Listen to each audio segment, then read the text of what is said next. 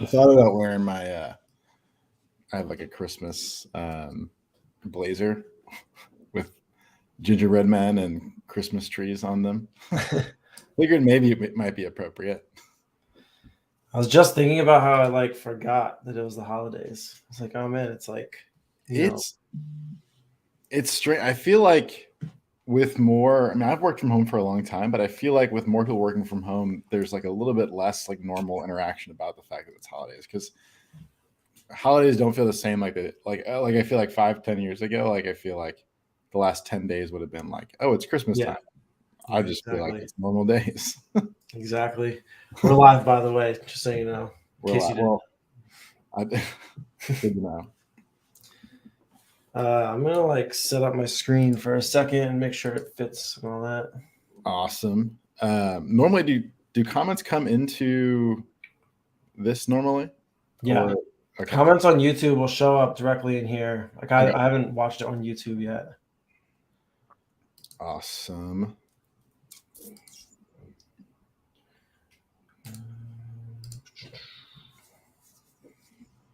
Just gonna try to make this like as large as possible in the window. Hey there, John. Yep, this is good.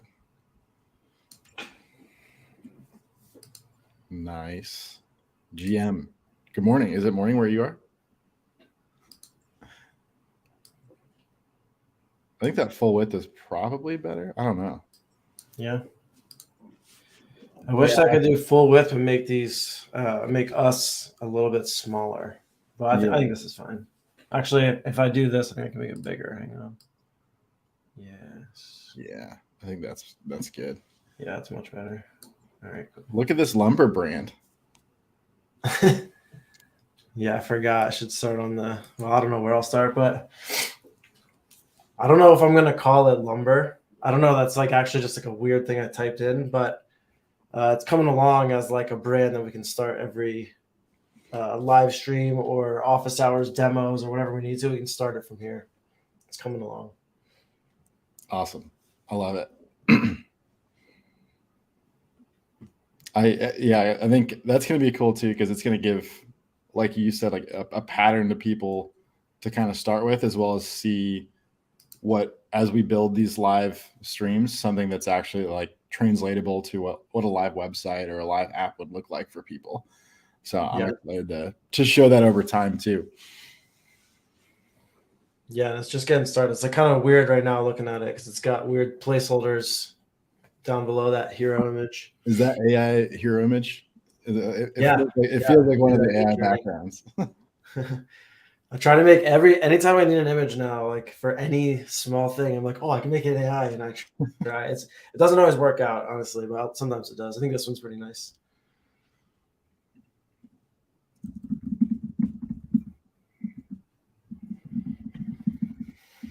We got quite a few people in here. Good to see. 2 live streams at once, John. Someone else more as important as that?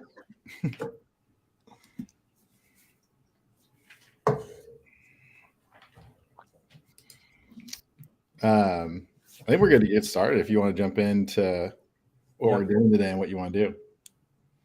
Yeah. So today, I'd say this is kind of unusual for stuff I normally do, but we're going to just like show off some like fun, random holiday stuff. And in the process, go through some like features, some like how to do things in Bildr that are kind of interesting, kind of cool. So what I'm actually going to make in a second is like a pop-up. So like if it's holidays and you have a website, you can have a little happy holidays pop-up, have some snow falling around it and like a happy holidays animation. So it'll look like this when I refresh. And I'll basically just like show how to accomplish this in a pretty easy way with Bildr. And that's the demo I built to make sure this works. I think what I'm going to do is just build it from scratch for this one. And actually I can show too in the process that lumber project is what I'm starting from in this video, what I'll start from in videos, but it's also going to turn into templates that anyone can start from. So you can get an idea. I'll kind of explain how that works too, because it'll work just like this one does. This is right now is only in our dev environment. You won't see it live. But if I select this as my starting point, it's going to create a project. And I'm working in dev right now. And so creating a project, this is going to take a little bit longer than it does currently in production, but it just did a bunch of crazy stuff behind the scenes that makes everything go much faster. Forgot all this stuff's going to pop up. That's all secret until we launch it. All right, so now I have a new project, and it started from that template. So there's the start. I mean, this isn't finished. When this is real templates that you use, there'll be a lot more to these, but has the start of a web app and the start of a website, and then a style guide here, where you can, if you modify the styles in the style guide using those classes, they'll update everything, app and website, at the same time. And they're set up in a way that when you drop like a new button or a new heading or a new text paragraph onto a page, it's going to pick up the styles from the style guide automatically. So it's kind of a cool new system. And I'm going to build with it today just so that it looks nicer and I can focus on like the parts I'm building rather than designing a bunch of stuff. So what I'm going to actually do is I'm going to, on this home page, I'm going to fire that pop-up, which if you noticed, it was a standard Bildr lightbox. And then inside of it, there's a Lottie animation. But to start, let's just pop a lightbox that pops up after 1 or 2 seconds, because that's basically what that did. So the first thing I'm going to do is drop a lightbox onto the page. And we have these kind of like default lightboxes. They have default styles on them, and they work in a specific way with actions to hide and show where it's animated. You can do light boxes in any number of ways, but if you're just building something and you want to be quick, especially, this is the fastest way. So you can do like a centered light box, which was in the demo I just did, or sliding in from any side of the screen. So I'm just going to drop a centered light box, and they're position fixed. So there, you can drop them actually pretty much anywhere on your page. And there's going to be a background cover right here, light box centered. That's like the outer, takes over the whole screen. And then there's an inner, which is the actual like white part of the light box that you put content in. And the reason you have that is so that when you click outside of the light box you're clicking onto this outer div, you can close the light box. So when you drop a light box on the elements list here, you'll notice it doesn't show up anywhere. Like you can't actually see it on the page yet. But if you look on the styles, on the outer, there's this utility class called outer hidden. And on the inner, there's a similar box inner centered hidden class. These hidden classes are why you can't see it right now. And if you wanted to see them, you can remove the hidden classes on both. And you'll see a light box pops up there. And so what we're doing, the reason that it's set up like this is because, I'm just going to put these back, is because when you add and remove a class, this hidden class, we can have it transition. We can have it like animate in between those two, whatever, like not the two styles, because it's like the two classes, however many styles are in each class. We have a transition style that'll animate them. So in order to hide and show the light box, instead of using those hide and show actions, we're going to use add class and remove class actions. And so I'm going to do that now. I'm going to actually create a flow for hide light box and show light box, which is something when you drop a light box on, I pretty much always do them right away. Hide and show, you can use them universally in lots of places. Actually, it's not really technically just a light box in the scenario. It's like a holiday pop-up. So I'm going to call it that. I'm going to say hide holiday pop-up and show holiday pop-up. Yeah, I like this too. It was like you said earlier, it was a good time to do something fun around the holidays. But these like types of pop-ups are really great, like notification systems and like things like that, or just bring up any alert if you need like a hey, here's an error message that you need to see, or hey, here's a confirmation screen. That's where like you'll use these all the time, and I think it's a good demo to show like what that looks like. Yeah, and this stuff I'm doing now to hide and show them, for a long time I've wanted to make this come with the element. So when you drop the element, these flows come in with it automatically. Like this could be easier, but it's good to see this process, and it's good to know like you don't actually have to stick to this process fully and exactly. It's kind of like up to you. There's a lot of variation involved too. So we have it open right now for that reason, but I think we could make this a lot easier, actually. And this is exactly what I'm talking about making easier. Is like this should come with a show lightbox flow, because what I have to do, and I do this every time I use a lightbox, basically, is I have to add 2 remove classes. So I remove the hidden class from the outer and remove the hidden class from the inner. So that's what I'm gonna do right now. And I can just find, I can see lightbox outer hidden, and then remove it from the outer. And then I'll just duplicate this and change it to inner hidden on the inner. And so removing those 2 hidden classes is going to pop open the lightbox. And then I do the opposite. To hide them, I have to do 2 add class styles. So I'll add class outer hidden to the outer, duplicate inner hidden to the inner. So now I have those. It's still not going to do it. It's still not going to open it or do anything, but I have those that I can control whenever I want. And so the next step, if I want this lightbox to pop up on page load, I can just go. You can do it on page load if you want, which is like instant. I'm actually going to throw this after page binding. And there's not like a real reason for that right now, especially because there's not much on this site. There's not even anything bound, I don't think. But sometimes, depending on what's going on in your app, it might, you may want to load things in first, or you might purposely want to put it before page binding. Like you might want to pop this up first. In this case, I'd rather let my site load before it has to worry about a holiday pop-up. So that's basically why I'm going to put it all the way at the end of page binding. One thing that actually, oh, sorry, go ahead. I'm curious actually your thoughts on this, because one thing I might think of is sometimes you might have a page that needs to load in a lot of data, and it might take a few seconds to load. So would it make sense in those circumstances if you want what we're doing is like an overlay box on the screen, basically showing hey, we're loading up what you want to go see, and there could be like an animation or a message, basically just it serves as a loading screen for a moment, while then the rest of it loads. So it might kind of be a good transition experience when your app is really data heavy. Yeah, and to do that, you just on page load, which runs first, just as a first thing, you show a pop-up. So you put it as number 1. You can even put a wait to make sure if you want. You don't really have to do that in this case. So you show it there, and then page binding. So page load is going to do stuff, but it's going to load page binding. And then all the way at the end of page binding, you might have 10, 20 actions in there if it's really data heavy. Whatever you have in there, all the way at the end, you can just nest in the hide. And so if it takes a long time to do those things, and you can put a wait on this one for sure.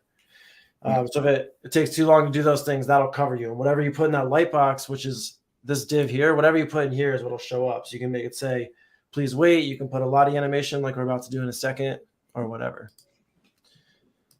In this case, though, I actually wanted to, for a pop-up, you don't even want to just put it on page binding directly. I could just put show holiday pop-up right even after page binding. But that's actually very soon, and it's kind of jarring for people. It's kind of confusing. What you really want to do is have it pop up after 2 seconds or something. So you can do that with a start flow timer action, where I select show holiday pop-up as the flow. And I say after, let's do 2 seconds, and I'll do repeat 1. And since I've got everybody on video here, this action has a really weird quirk where this endless field or input does nothing. It's we're going to remove it as soon as we get to it, basically, but this does nothing. And repeat, if you want something endless, you set repeat to 0. Otherwise, the repeat will be explicitly the amount of times it repeats. So in this case, I want to show that holiday pop-up, and I just want to run that 1 time. And so, this is running on page binding. So if I go preview, we'll see it in action. So with the repeat, and just interesting because I've used this action before, and I feel like sometimes I use it to start and stop certain flows in motion, but after I use it a second and third time, the interval always decreases. It's not using the full seconds. Is there something to do with the repeat there, or probably, unless if you have explicitly set it to 1 on repeat, then in theory it shouldn't have to do with that. It should finish and then start new. But I was doing something for a long time in Bildr. Basically, I would set repeat to 0 because in my head, you run it once, you're not actually repeating it. You're running it the first time, and then I actually want to repeat 0 times. Like I don't want it to run twice. That's my thinking. Right. So I was always doing 0, and then I noticed what you're talking about would happen, like where I would pick up little signs that the timers are still running in the background. And so I had this habit of like every time I would start a flow timer, whatever flow it ran, the first action inside of there I did stop flow timer.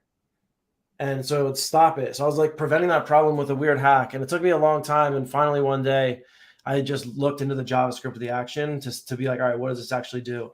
And that's where I learned repeat 0 is endless. Repeat 1 is if you want it to run just one time. And I would guess that's probably your issue. If not, it sounds like a bug. Gotcha. Good to know. Okay, so you saw probably while we were talking, it waited 2 seconds and popped this light box up. Next step, another thing that needs to be built in is there's no like this. I'm clicking around here and this light box, it doesn't close yet. So I have to make it close. But the way to do that's pretty easy with our lightbox system. On the outer class, you can just on the click event, just bind hide holiday pop-up. And that's good for step 1, which is clicking on the background. I'll just show this real quick. So like that, it'll close. But if you stop here, and you actually click on the lightbox inner, the lightbox inner, if you remember, is inside of this lightbox outer. So when you click on the inner, it's still going to run the click event on the outer. So actually clicking on the inner will close it. So the way you fix that is on the inner. You can just on the click event. This is like I guess a little hack, but something I do kind of often. You do a new flow, and I usually call it do nothing. And you just don't put anything in it. And so now when it runs do nothing, when you click that lightbox inner, it'll actually stop. Like once it does that, it stops all other flows. So it's not going to bubble up to the background. And I'll just wrap that up by confirming, but I know it'll work. So yeah, I can click around all day on here and it's good. And then when I click off, it goes away. So that's pretty much that for light boxes. And like you said, you can do it for a loading screen. You can do it for settings. You can do it for like editing a record in a SaaS app. There's tons of uses for it. And essentially you control it all with those classes and with those, it's nice to isolate it into those 2 flows, hide and show. And so that's that part. For what I want to do now, the next step is to add an animation. And so if you want to sort of like wow people with animation or add something that's kind of flashy to your website, I think Lottie is probably like hands down the best way. It's super simple. But Lottie itself is actually like a type of, it's like a spec or a standard for animation on the web. But there's a site called Lottie Files. And if you go to Lottie Files, right now I'm looking at one that Cora found, I think, or maybe Josh, you found this. But this is a specific file. But Lottie Files lets you search, and you can search for like Lotties for tons of stuff, not just holidays.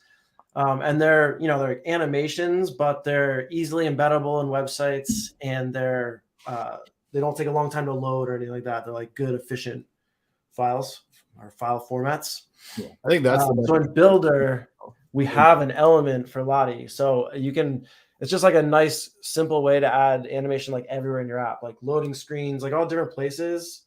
If you want to do this, want to add Flash, just use these Lotties basically. So I'm going to add a Lottie animation element. And the way they work in Bildr, there's some settings here, but the important part is this URL. If you're signed into Lottie Files, which I think is a free account, I'm pretty sure I have an account here.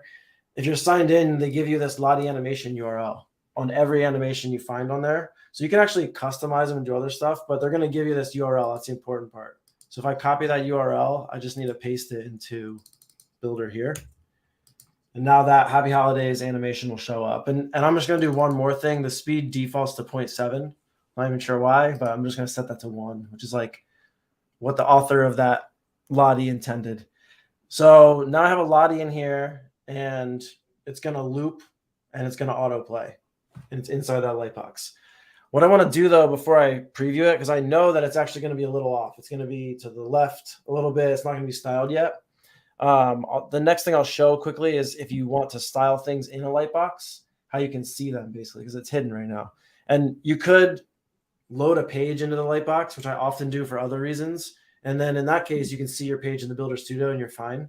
But if you're in a situation like this, where you just have content directly in the lightbox, you need to just come in here and remove the hidden classes so you can edit it. So if I remove those, you can see that the Lottie is in fact in there, but also it's not, it's off center. So, I mean, I'll just fix that quickly here for the purposes of this demo. I'll just do this, but basically in real life, you might have like an offering to your customers, like a % off or some kind of deal, or maybe more of a message or whatever you have in here. You basically remove those hiddens, style it to your heart's content. I'll probably leave this like this, just have it centered. I think that's fine. And then when you're done, you just need to remember to come back into both the inner and outer and add that hidden class back. So this is inner and then outer. One thing worth mentioning, like the reason that this like feels off center on the page is because the studio is actually the light, correct me if I'm wrong, but the lightbox centered outer has 100% width, which is actually pulling the width from the browser, not from the page on the studio. So it feels like the image is like misaligned because it's not in the center of the actual page, but it will be in when you actually load up a page like Drew showed earlier. Yeah, it uses 100 VW, like the suffix or whatever you call that, is the units is VW, and that means screen width basically. And so in Builder Studio, we actually simulate that because you're looking at a page and you're kind of like making the jump in your head that that page is the screen, but really the screen is the whole studio, including all the panels. So that's one thing in the studio, we kind of like hack or override the VW and VH because there's also one for screen height. And sometimes it looks like that. It's a little weird in the studio, but like you said, it's perfect in the browser. If I go in here, and that's like a sort of a good point too, which is that like you really need to test things in a browser. It's the same with responsive design. Like the responsive design doesn't work in the studio in the way people expect sometimes, because responsive design goes by screen width.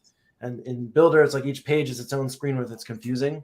Yep. So it's another thing where you have to just test it in a browser. It's really the most efficient way. It seems sort of more annoying, but it's actually more versatile and more correct too. Yeah, and I even say test depending on how thorough you want to be testing. Like I would be testing on phone as well as your desktop browser at the same time, because there's definitely, even if you try and get like the mobile width on your desktop, I usually find there's still a difference when I jump over to a phone. Yeah, definitely. I mean, there's two ways to do it too. I can show real quick. Like you can shrink your screen straight up, but if you come in here, it's much more accurate. So you click these devices, and then you can either have responsive like this or select specific devices. That's much more accurate, but even that isn't the same as actually seeing on your phone. You still need to see it on a phone. And I know like when Mark builds, he'll sometimes have a phone open and the browser open in his view because they update together with Resonant or with data listeners. They're updating at the same time. I usually don't take it that far, but I usually do it all in the browser stuff. And then when I get towards the end of a project, when I'm cleaning up the details, that's when I make sure I'm going through the whole thing on my phone too, on a real phone. Okay, so that's the pop-up. That's an animation in the pop-up that was pretty easy to achieve. The other thing I wanted to do just kind of for fun was have some falling snow. So falling snow, there's tons of ways. It's code, right? Like if you think about code, there's tons of ways you might do falling snow on a website. But falling snow is a good example of something that is sort of like common enough that there's a JavaScript library for it. So what I did was I found the JavaScript library for falling snow, and I implemented it in a test, and it was actually a little quirky. But instead of finding a new one, I thought it was kind of cool to show these quirks, because any library that you integrate has quirks. So I'll kind of walk through like how I figured out little things and what happened and how it worked. So let's see. I've got some tabs open. Let me see. So I found this snow effect randomly on Google, and it has a thing that like toggles it on and off. So I was like, all right, cool. Let me check it out. So this is a page for it. And the way that JavaScript libraries work in general with Builder is you'll find one on the internet, because Builder will use any JS library. So you find it somewhere, and then there'll be instructions to install it with npm, and there'll be instructions sometimes install with yarn or like something else. You have to kind of comb through until you can find a way to install it with a CDN file, or if you can find the actual JavaScript that runs it, the actual JavaScript file. So in this case, I found this first as a demo, and then I came to this page, and what they do is they offer you a JavaScript file that you download right here. And then they tell you that the way you set it up is you include the JavaScript file in your website. You put a div on the page with the ID of snow, and then you add specific styles to a class called Snowflake. And then when you're ready to call it, you call toggle snow. And so all this stuff, it's not Bildr native, but I'm going to show how you can just convert this into Bildr speak. So the first thing is this script. That's going to be a page header.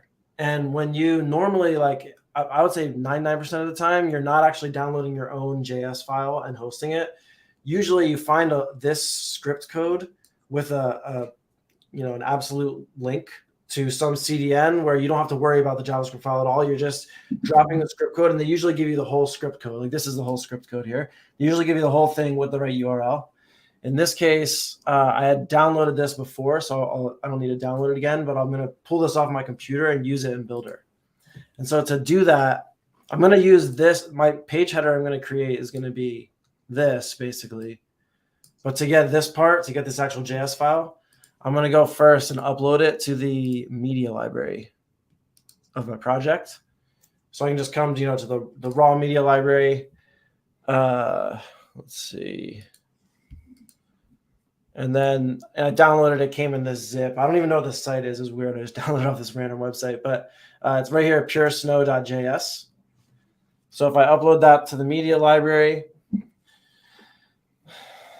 it takes a second, and then it's showing up right here. Any file, whether it's an image or whether in this case like a JS file, you can upload to the media library and then either get a relative file path or an absolute file path too. In this case, I don't exactly know why, but I tested this earlier and I have to use the relative file path. That's the one that worked. So I see that comment, random zip from random website. I just it was a weird thing where I was like, this is going to be the easiest way. So I just clicked that button and copied the file path. And so what I did was I uploaded a file to the media library and copied the path. And now it's going to allow me to use it, as just a random file. I don't have to actually have it on the site anywhere or do anything like that. It's in Bildr and uploaded to Bildr servers and ready to be used, basically. And so to complete that page header, I'll go into page headers, create a new one. I think it's called Pure Snow. And what it is this. I guess I'll copy and paste it. I'm going to add a little bit to it just because. But so I'll copy this, come in here and paste it. And then I need to replace this JS file with the one that I just copied from the media library. So I have a multi-paster. So I don't know if you saw, I copied two things and pasted. Hopefully that wasn't confusing, but this was the file path when I clicked from the media library. When I clicked copy file path, that's this. And so this is enough, but for whatever reason, because it's like OCD or something, I'll just write the type on this. It's just something I always do. So have that, create the page header, and then lastly, just make sure it's on the home page. And now what that basically means is I've set that library up in a page header, so it's ready to go. That Snow library is now it'll be loaded with the page and ready to call. So at this stage, it's not going to do anything because we need this div and these styles, but at least the library is in and ready. So the next step will be just to create that div, just super simple, relatively. I just put this div on. And it's looking for a div with the ID of snow. So I learned that from this documentation. Every library is obviously different. They're all going to have something like this where they tell you how to use it. This says create an empty div for the container of the snowfall, and it's got the ID snow. Bildr doesn't have ID exposed as an input, but you have the access to the JSON for everything. So if you run properties tab of this div, there's a JSON button at the bottom, and there's an attributes object in the JSON where you can add a new one for ID. I think it said snow, right? Yeah, it's just snow. ID snow, and then I save changes. And so now when it gets rendered, that's not going to show up here or anything. But when that gets rendered, that div is going to have an ID snow. And then what I'll do is to make it cover the entire screen, I'll just add a few styles. So I'll go position fixed, go width and height. So I'll do 100% width and 100% height. And I do percent here, but this is where in that other example, we did 100 VW and 100 VH. And that's what throws it off in the studio. But in this case, both work. Not all, it depends on the case. Sometimes they don't both work. They're not interchangeable. And then top and left. So it's 100 width, 100 height, and it starts in the top 0 and left 0. And that should be good. That basically just positions that thing, that div, across the whole screen, gives it the idea of snow. So that's step 2. And then the last step is they want you to add these styles to a class called Snowflake. And so if you've tried this before, if you're looked into Bildr styles, you know that they're not names on the back end. So if you named a class called Snowflake in Bildr, it would actually be using CSS underscore x359 whatever ID, and that would represent the class Snowflake. So in order to, and basically what's happening here, just to be clear, is when the JavaScript library finds this snow div, it's going to insert its own divs with a class Snowflake. So I have to use this class name. I don't have a choice of switching that to something else. But there's luckily a way to do this in Bildr. So I'm just going to copy this whole block. And I don't even have to care what's in it. You can change it if you want to change the look of each snowflake. But for now, I'll just use their default. And I'm going to add this code block element. Relatively new element, but I use it constantly, I find. Yeah, you just added that like 2 months ago, right? Yeah. I don't know why. I think I used to do it manually. I don't know why I didn't add it a lot sooner. And I don't know why it's not reordering right now. There it goes. But yeah, with this code block, what I can actually do is I can set the tag name to style. So it's a style tag, and paste any CSS I want. So I just paste the CSS from that demo. And in this case, it's raw CSS code. So it will use it will use the class name Snowflake. It won't use CSS underscore and ID.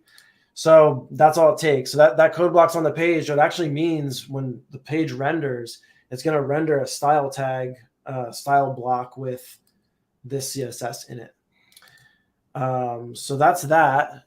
And then here's where it starts. That's a little quirky, right? But that's all pretty straightforward. Here's where it starts to get quirky. Is the next step is to run toggle snow and make the snow happen.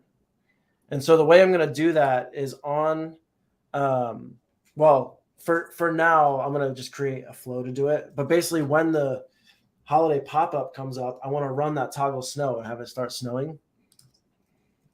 So like I'll create a flow called start snow, just so that's isolated, just like the pop-up. I like to have it isolated in its own flow so I can call it from anywhere. And so to do this, I can use a run JavaScript function where I just copy what they say. They say you just run toggle snow. And they also tell you can change the count, like the amount of snowflakes with this variable. So I can put those both into Bildr like this. Basically that, according to their documentation, that'll do me. And what I'll do is I have start snow, but it's not being called anywhere. So on show holiday pop-up, I'll just nest in start snow. That way, anytime that holiday pop-up comes, it's going to start snowing. If you look, though, and I'll open my inspector, you can probably guess based on what I'm saying that it's not going to work. So I did this the first time. It did that and no snow. And I look down here, I can see there's a run JavaScript function error. And it says toggle snow is not defined.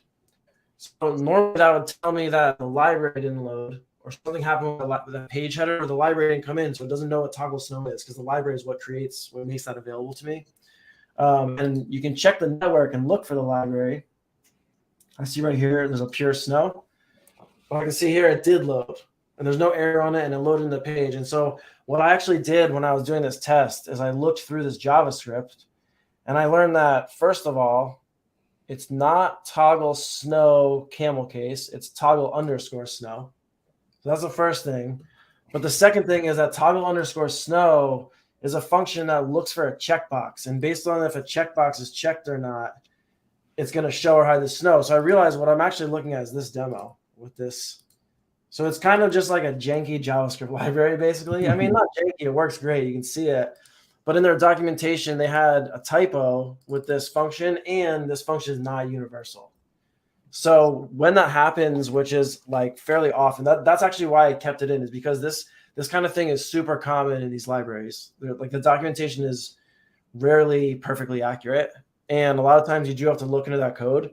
But what I was able to do is I know JavaScript, so it's a bit easier for me. Like, admittedly, I know everyone can't necessarily just do this, but I came into this code and I noticed that right here is where it actually is running the snow animation. So when it does that toggle function that it made, inside of it checks checkboxes, but ultimately it's doing these two things here.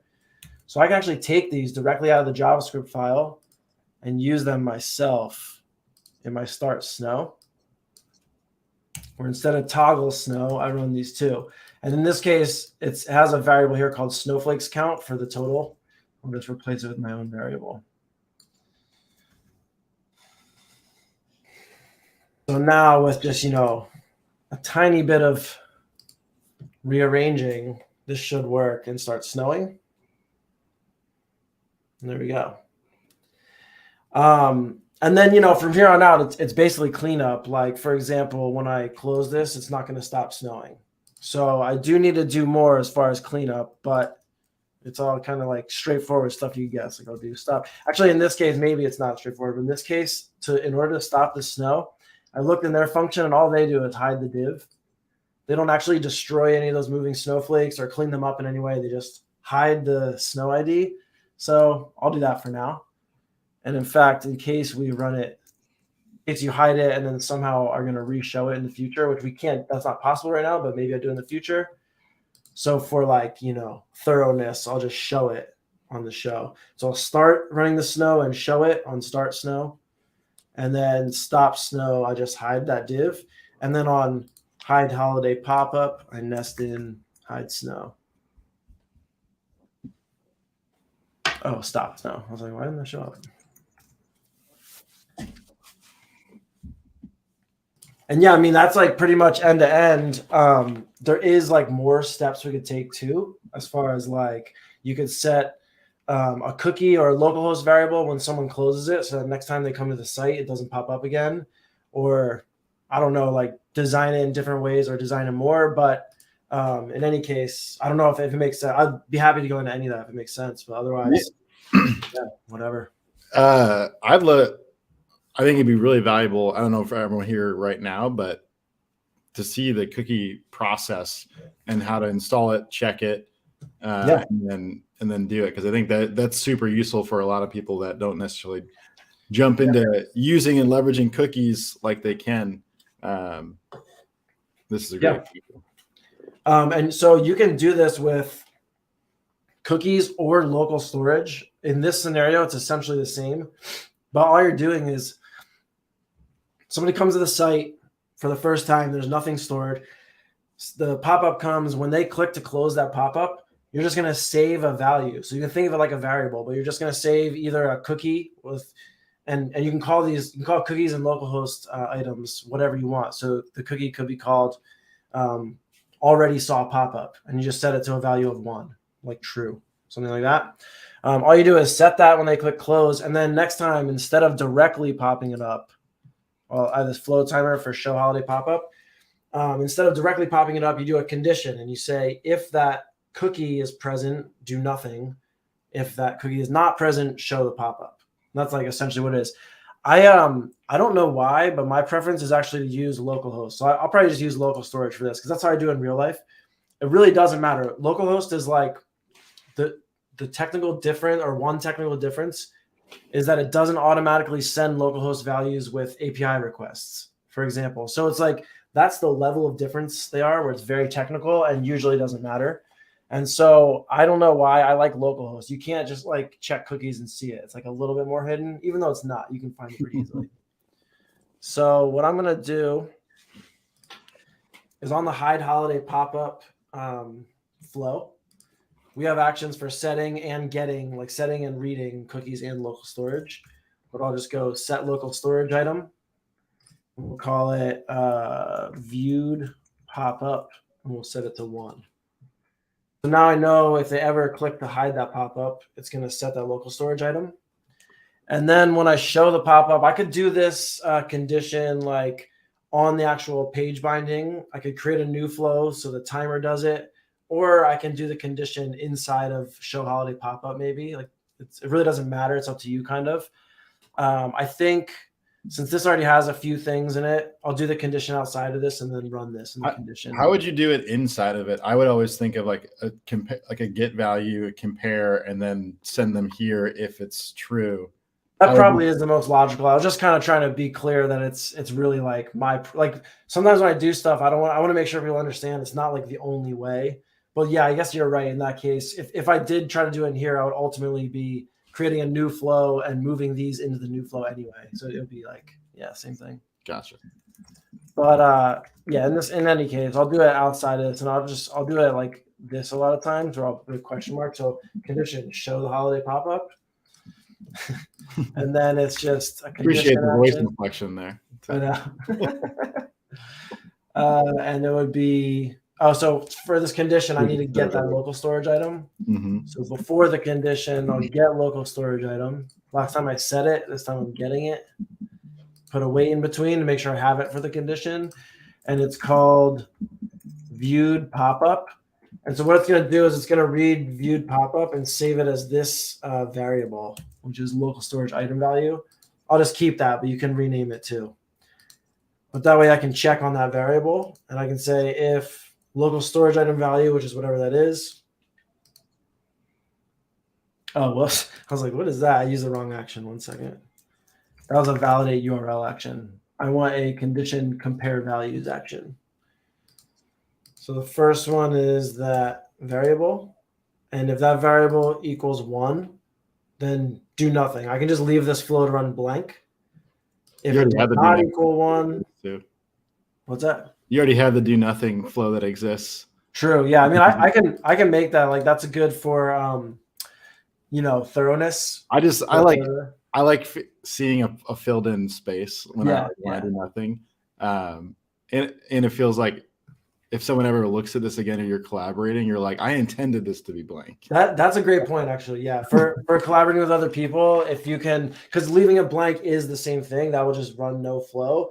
But if you can explicitly show, then they don't have to be like, oh, did that get reset? Like, oh, is there a bug in that? Or whatever people might think. Mm-hmm.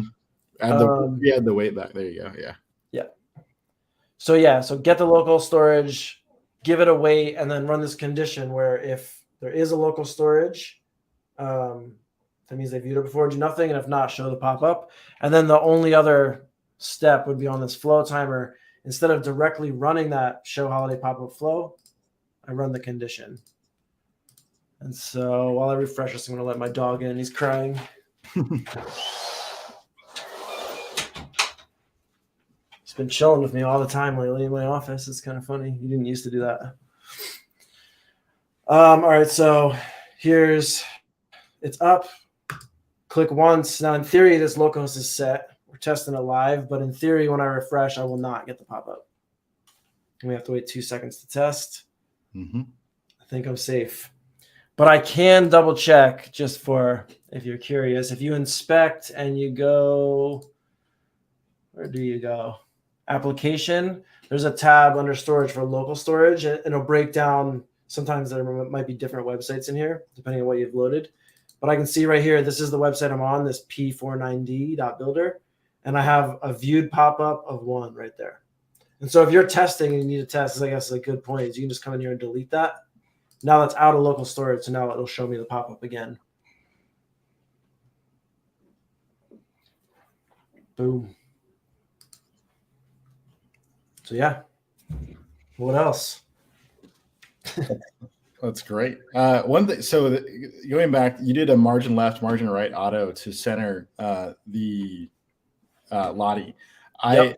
I a lot of times, I know there's some things that margin left, like the autos with margins don't actually center or don't push stuff around like that.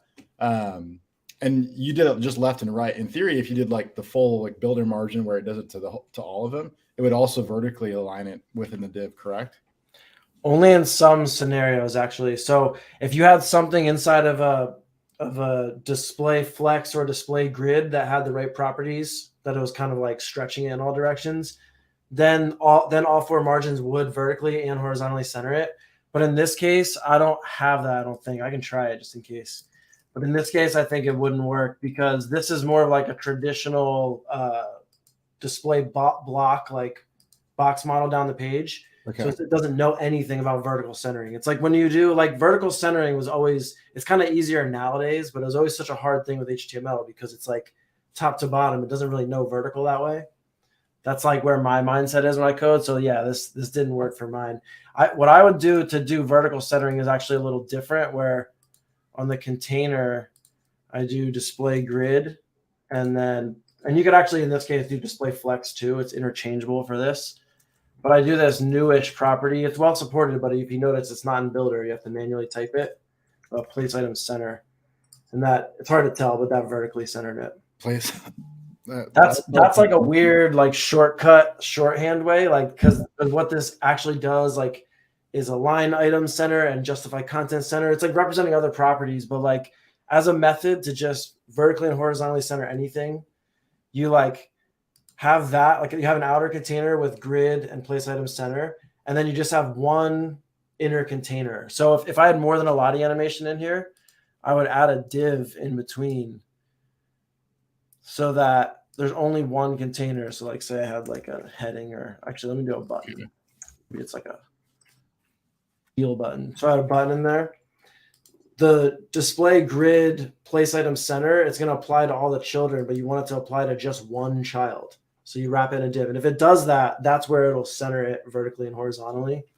Kind of just like a deeper CSS weird thing. The thing that I did with the Lottie animation with margin left and right, that only works if the element is display block. Well, if it's not display inline and if it has a width. So there's like some conditions. So if you had like a text/paragraph element, by default, they go full width. So if you set margin left and right auto on them, it's going to do nothing because it's 100% width.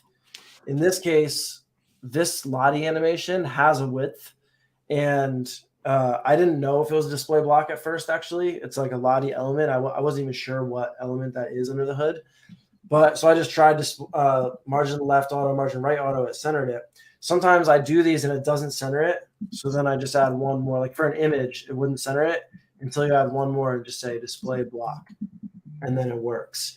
So it's kind of a tricky one. And sometimes, like I don't know if it would work in this case or not, but sometimes you can go to the parent and say text align center.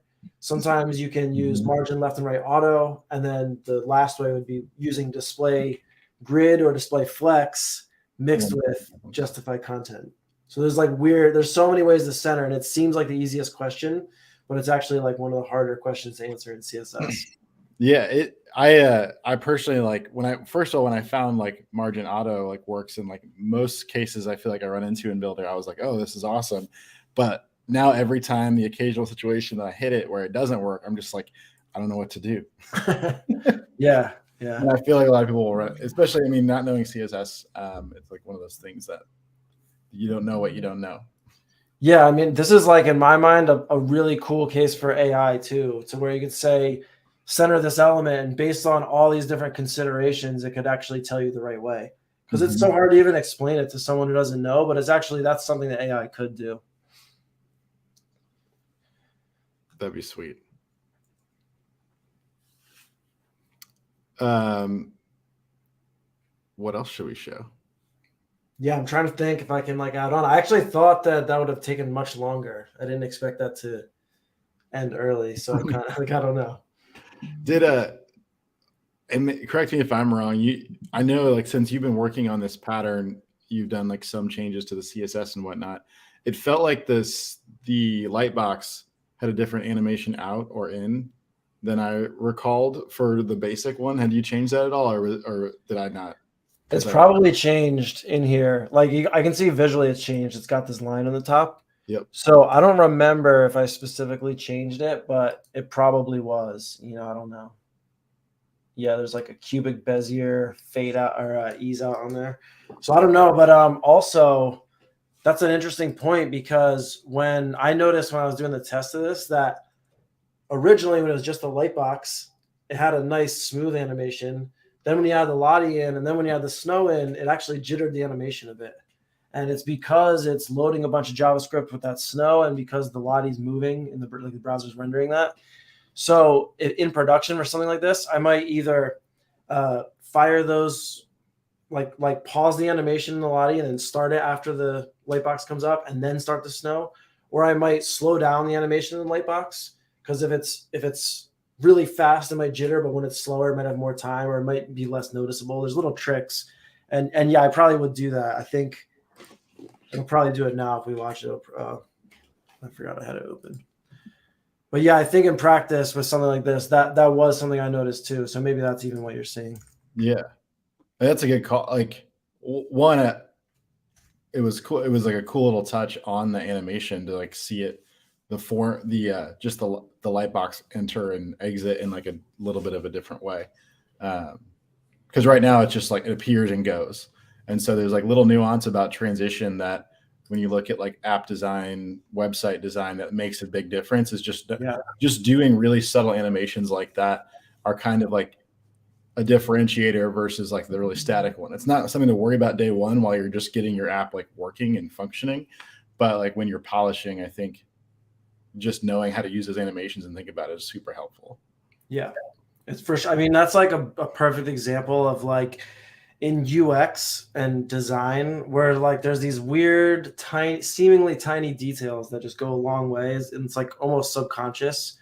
Where if you have the right like easing on your animation or you have the right timing on your animation, it just has a totally different feel, and you can make something feel really like human and playful versus really robotic and cold. And it's oftentimes like when we're designing, especially designing apps where like you're not really focused on an animation, you just throw something in and move on and you don't think about it, and it does a disservice. It's like it's really good to have all your little details, those little animations be really crispy. It just kind of like has a weird holistic subconscious effect on the design.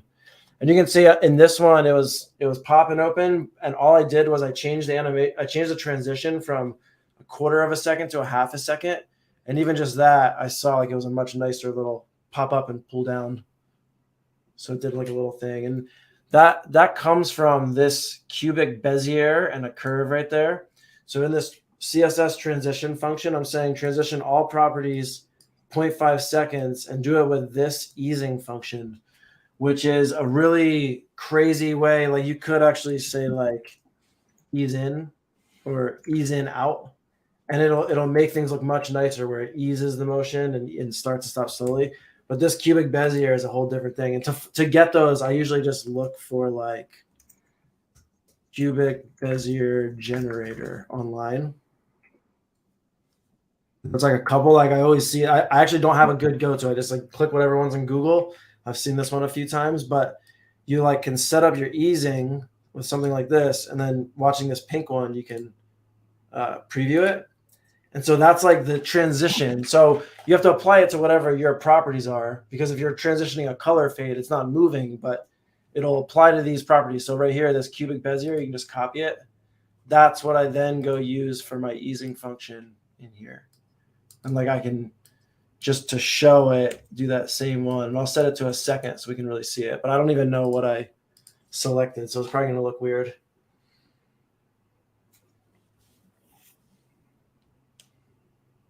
Yeah, it's very normal, actually. Just slow.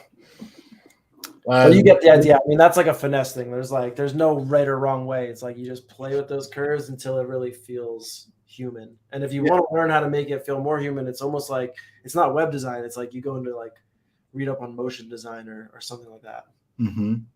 Spaceman asked a question: can you add sound on click? Assuming you'd add in like a media library and add action to play when clicked. Yeah, I mean, you definitely can add a sound. I don't know the best way. Like if I were doing this on a project, I'd probably Google it at this point. But one thing I know that will work is we have an audio element, and we just added a bunch of actions for this actually. Mm-hmm. So where did that go?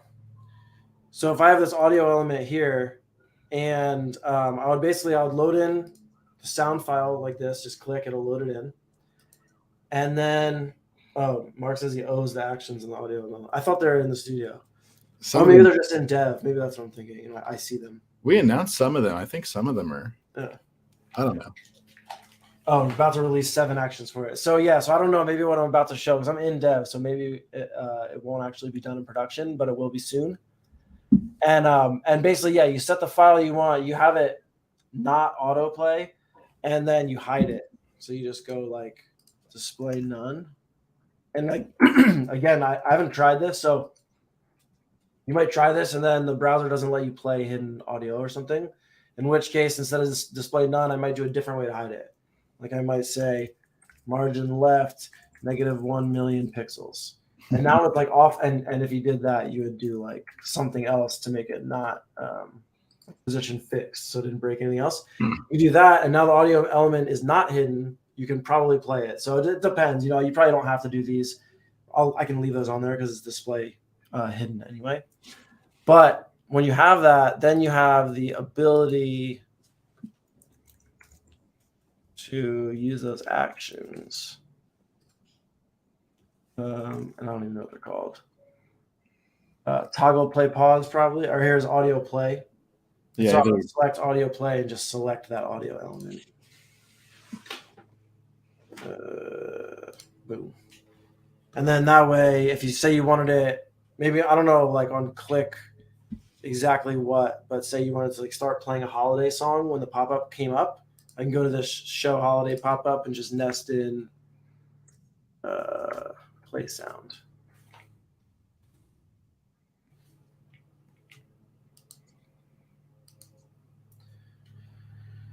So, and yeah, in the comments, what Mark's talking about, part of where these audio actions came from is actually making a fully featured audio player where you can use sliders to like slide along and change the volume and load things into it and have like a little playlist and that kind of thing. You can build that whole setup basically. So essentially it's like what you'd see if you went to Spotify on the web or Amazon Music on the web, is like, they have a bunch of music and they have like a player across the bottom that kind of like spans all the different pages.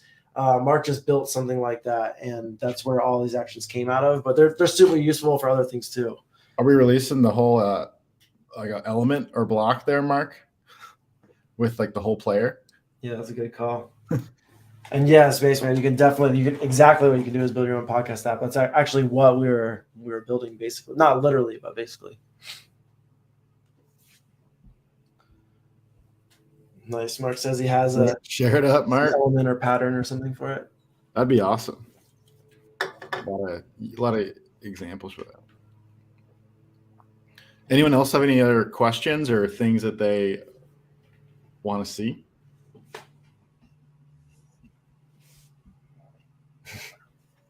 They want to see that audio player. They want to see the audio player. Mark, you got more to do.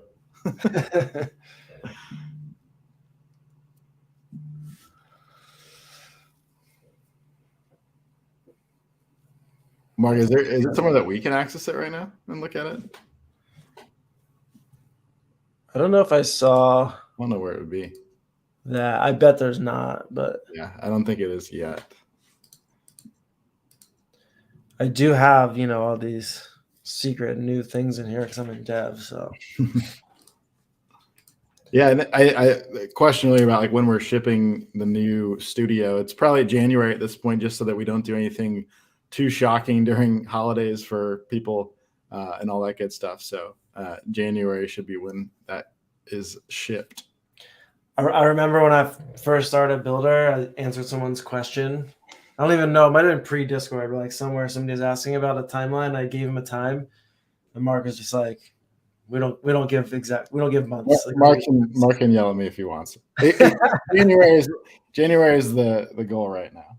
No, I think it'll be January. I really do, and I think like we underestimated at first. We thought it was going to be like October, but you can see the changes if you use Bildr and then you see this. You probably notice there's a bunch of differences. There's like a lot of improvements. So I sincerely think it'll be worth it. Yeah, I think so as well. Some feature set things like partial publishing that's coming with that, and also just a lot of design improvements in the studio. What's the new? Like load speed is crazier. Like there's like some really cool under the hood stuff too. Nice. Uh, is there? Is this the new SaaS template that Alex is talking about, or are we just reworking the existing one? Maybe I don't know, Alex. You're just like asking about a new SaaS template. I think one thing that I'm gonna do, and it's not exactly in the vein of a SaaS template, but this template thing that I'm starting, I'm gonna build out like an app version, like a SaaS version almost that has like a fixed layout with a column on the left and stuff. But I'm not gonna go as far as the SaaS starter kit and do all the actions. Oh, talking about the UI kit. Um, I think the one that we showed in at this point it was like 2-3 weeks ago. We showed a UI kit that we're going to release. I think that's still on the way. I'm not actually sure of the status, but I know it's at least very close. And then these things that you're looking at here, like these are going to become UI kits. So I'll have this version, like this setup with an app, a website, a style sheet, and it'll have like an included header. I think I'm going to put an auth system in it and a few other things. And then what I'm going to do is I'm going to redesign that in a bunch of different styles. And so you can start from any of these styles and they're going to be like linked into all your defaults. So it's not exactly the same as like a SaaS starter kit, but it's much more like a UI kit in that way. Yeah, I'm super excited about that. I think one of the feedback things that we get all the time is, even for those like who knows CSS really well, like having a blank canvas starting point is always a little bit more intimidating than like having something to start working from. And then especially for new users, seeing things in like what it looks like a publishable state. I'm really excited for these to go live. And you already got really good principles built into it, like having the menus and footers as separate components as opposed to like just adding it to every page. So there's a lot of, I think, good lessons that come along with the design. Not to mention, like this will be a really nice mobile menu that takes over the screen and like all the essentials basically. Without like, I think if you know you're building a specific kind of SaaS app and it makes sense for SaaS starter, that'll be much more helpful because that's gonna have all the data, that's gonna have all the stuff like yada yada yada. But like in the case where what I'm usually find myself in, where I'm gonna build something that's somewhat custom or from scratch or may not follow, or maybe I don't even know what I'm going to build, so I don't even know if it's going to follow a mold. But I still want to have that starter because it's not just intimidating to start blank. Like it's annoying. Like even as someone who knows CSS, like I hate having to add the same classes and the same things like every time. And I've been starting projects with this, and it's not even finished. I mean, it's probably like 20% finished, and it's already insanely useful, like really helpful. That's great, Alex. I think correct me if I'm wrong, Drew, but this will be a pattern that you have to start a new project from. It won't be importable to an existing product. Yeah. I mean, this setup will be, we're going to, I think, accommodate importing to an existing somehow. Like we'll try to make that happen too. But right now, the way that this is set up with Bildr's default classes, so that if you start a project with this and then you drop a button or a heading on later, it picks up the styles automatically. The mechanism for doing that is the exact opposite mechanism for how patterns work. When patterns come in, they specifically don't replace those base styles. And that way, the reason for that is like if you did have a project and you changed all your base styles, you can import a pattern and it can automatically match your design. If it has the base styles, it'll be like, it'll work in your design perfectly. So we want to keep it that way for patterns, but we also want to figure out a way to add something like this to your project down the line. And it's not impossible. It's more like a UI question almost, or like an experience, like because it could be as simple as a checkbox when you import the pattern, like override base styles or not, something like that. We'll figure out something. That's a good call. And we probably should long-term diversify like a new project pattern versus other patterns. I feel like they kind of share the same definition right now. I mean, we call like a template a new project thing, sort of loosely now, in a pattern what you import in. Like I think that's where we're headed, but we need to be much more clear on all that. Yeah, and then patterns probably are more like almost like components is the way to think about them.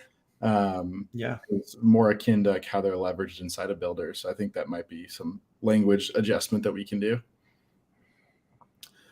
Cool. Well, we're at time, guys. Have a good holidays, everybody. Drew, thanks for going through this. This was great. And if you guys implement any of these, share them with us and on social. We'll tweet it out. Cool. Thanks, everyone. Bye, everybody.